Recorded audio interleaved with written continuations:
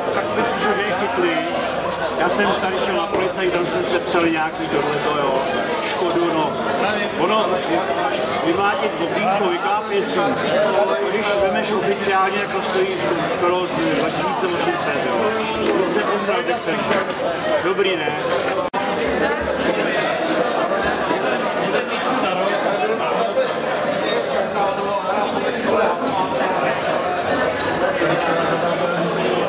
Smějte se, kluci, smějte se. Smějte jako, že vám je dobře. Smějte se jako ve 30. Já mám kopí, akorát mám tady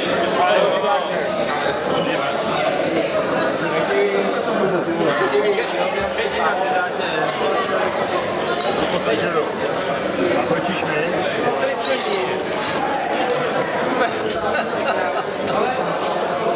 Ale